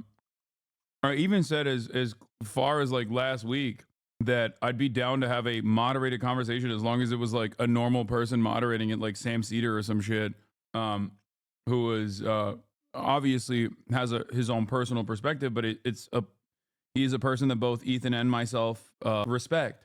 This doesn't mean that you should always be you should have endless amounts of charity, including to fucking Nazis and shit. But the goal is to try and prevent people from getting to that point. And also, a lot of people are thinking about like a moment in their past where like someone has actually gone beyond, like above and beyond. Okay, and obviously it's situational, is different. I'm not saying if you have like a pro pedophilia person in your life and they're like constantly trying to fucking defend that position or some shit, that you should still be friends with that person. Like, that's not what I'm saying at all. Do you agree that some people can't be changed? I think everyone can be changed, but it takes a lot of time and a lot of effort. And I understand that not everyone has the bandwidth to be able to do that. So I have endless amounts of grace for people that can do that. But if they can't do that, if they end up being unable to do that, that makes sense too. But you should try. Always give a wholehearted effort, earnest effort. Heading to the Middle East, where Israel and Hezbollah are trading heavy rocket and missile fire. Israel says hundreds of Hezbollah rockets targeted northern Israel yesterday, causing some injuries there. This morning, the Israeli military launched new air attacks on Lebanon's capital, Beirut. Deborah Patta has more on the violence. An exchange of fire that is escalating. This residential building, one of many taken down over the weekend, as Israel launched one of its deadliest strikes on central Beirut, killing more than 80 people, said the Lebanese health ministry. Israel's defense force said it was targeting Hezbollah strongholds embedded in the civilian population. This is not targeting, said Lebanese resident Abir Dawich. They attacked peaceful people in their homes. Israel also felt Hezbollah's wrath yesterday. This is the moment a rocket smashed into the roof of a building in northern Israel. The Iran-backed group fired a heavy barrage of rockets from Lebanon. Israel says around 250, most of which were intercepted. The renewed intensity of the war between Israel and Hezbollah comes despite American officials saying a ceasefire between the two sides could be imminent. For CBS Mornings, I'm Deborah Patter in East Jerusalem.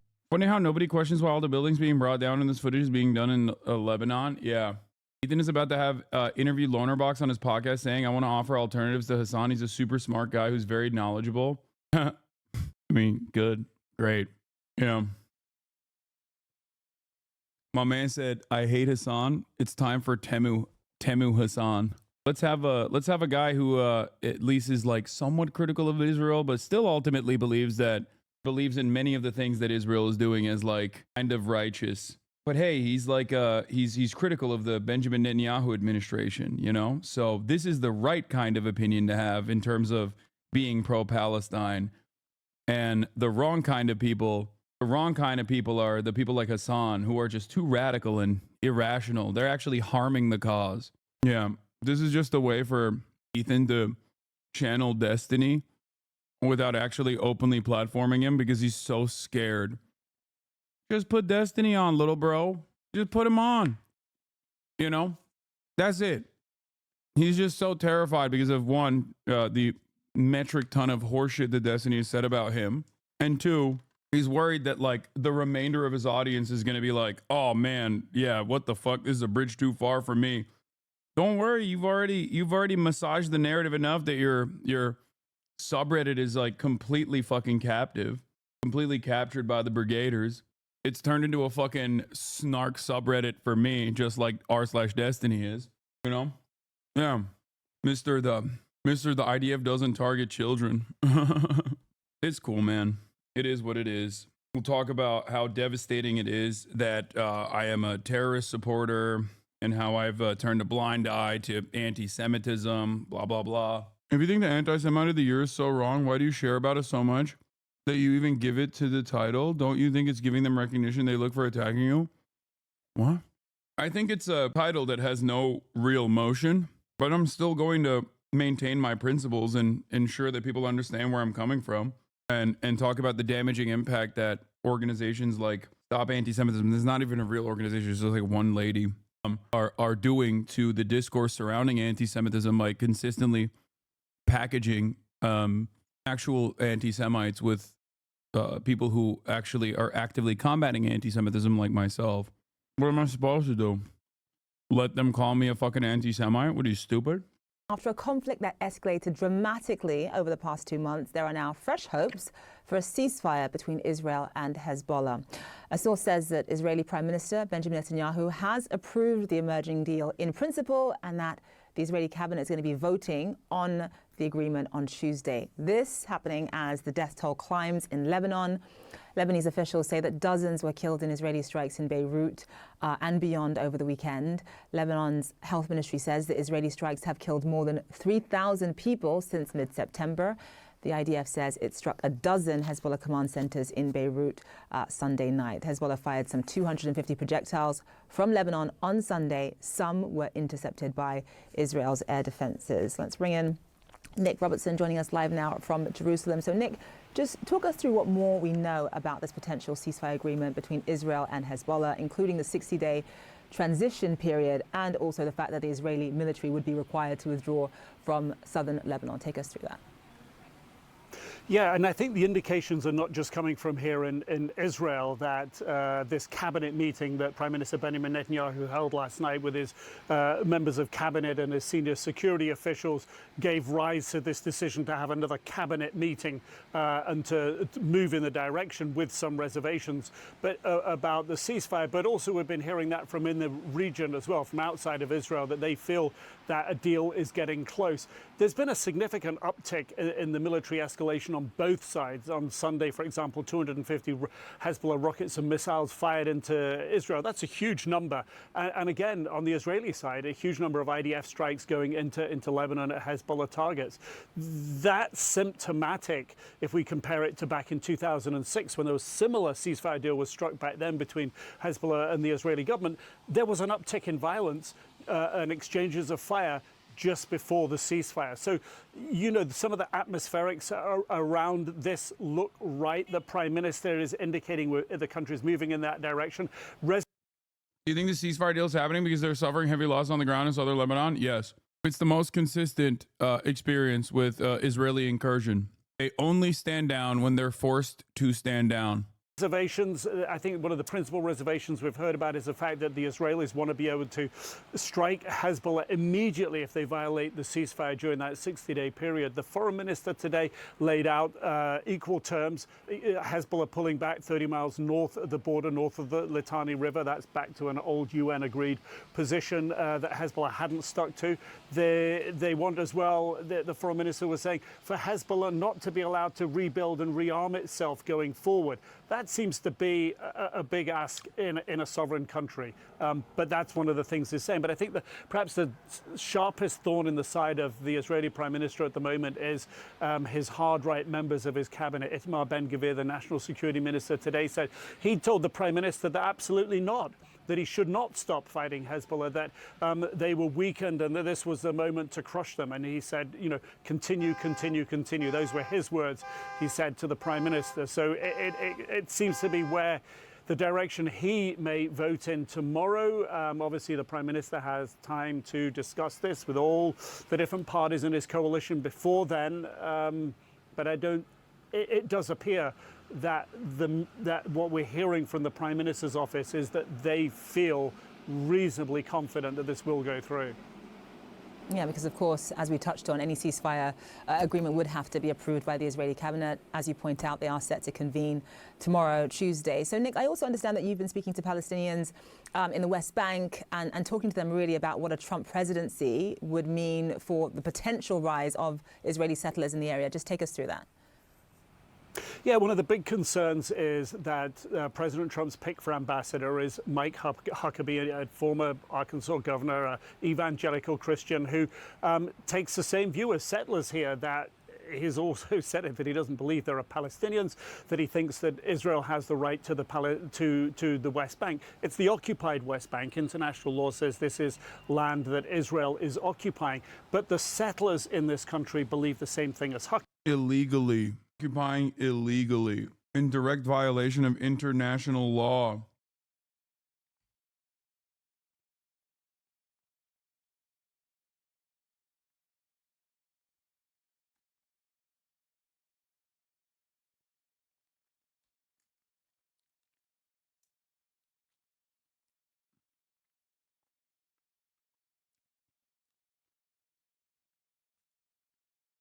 Yeah, he almost said Palestinian land and he stopped himself.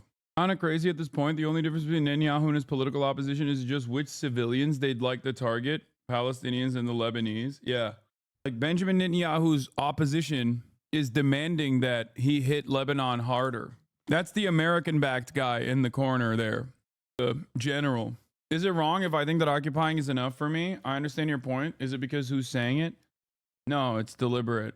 You have to mention that it's an illegal occupation. It's cool that the supposedly more tolerant, more moderate voice, as we've talked about before, like the moderate generals are sometimes even more bloodthirsty than the actual Likudniks. Okay? Obviously, the worst of the worst are always going to be people to the right of the Likudniks, the Itamar Ben-Gvirs. Oh, here's Matt Lieb, Daniel Monte, Elik and Alon talking about liberal Zionism. You know, let's hear what liberal Zionism, what they have to say about, these are anti-Zionist Jews. Let's see what they have to say about liberal Zionism. Is basically you get to have a little bit of genocidal right-wing Zionism, but as a treat. You know, only when you're like feeling bad. You know, it's like mostly you consider yourself like on a diet from fascism, but then occasionally you have a cheat day. By the way, the same principle we saw in America. This is not like a Jewish thing at all, okay? This is a fascist thing. This is a liberal attitude. It's universal almost. Every single person that was angry at like black and brown people or Muslims for not voting for Kamala Harris, that immediately turned around after the election results and said, like, I'm going to call ICE on my Latino neighbors, like undocumented family members. Like, they are exhibiting the exact same tendency that they are identifying here in Israeli society and amongst liberal Zionism. It is when you don't have any issues whatsoever with the actual fascist policies, but you simply want your side to win, and you also want to maintain a moral superiority over the dumb reactionaries. It is straight up the same exact principle that we saw with Democrats that said that they were going to call ICE on their fucking Latino neighbors that voted for Trump and on their immediate family members. That is the same principle behind like liberal Zionism. It's like, oh, Benjamin Netanyahu's in the wrong. We don't like him. But also simultaneously, you know, we don't really mind what he's doing right now in Gaza all that much. Just one ethnic cleansing. Yeah. Just one. Just a little bit of genocide before. If you don't eat your meir, you can't have any kahana. Liberal Zionism is based. Oh. I can't tell how many times I've said the things you're saying for years to family, and it's only now hitting. There's so much work to do. It's nasty. It's all good. I mean, as long as it's hitting, then that's a good thing. It's people who present some semblance of opposition to the genocidal party without coming to the recognition that it is a genocide, without openly admitting that it is an apartheid. Or even if they do sometimes recognize that it is an apartheid, they'll still hold back from what must be done, or rather turn around and say, but everyone opposing this apartheid, this genocide, are actually also in the wrong as well for a minutia or for all these different reasons.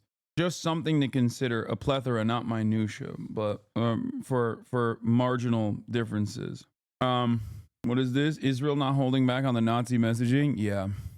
It's possible to conquer Gaza and reduce the population by half within 2 years. Nice.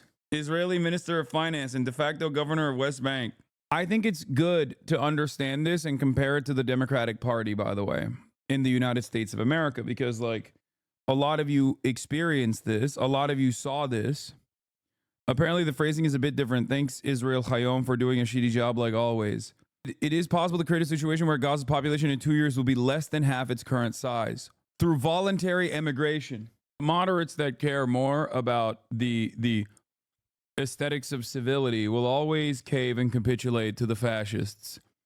Fascists do not care about that. They will use it to their advantage, and they'll break the systems. Okay? Apartheid is bad, and if the roles were reversed, it would still be wrong, and those in power would cynically say you're being Islamophobic or anti-Christian. It has no basis on who's doing the bad things, and only based on the bad things being done, and against those who wish to do it.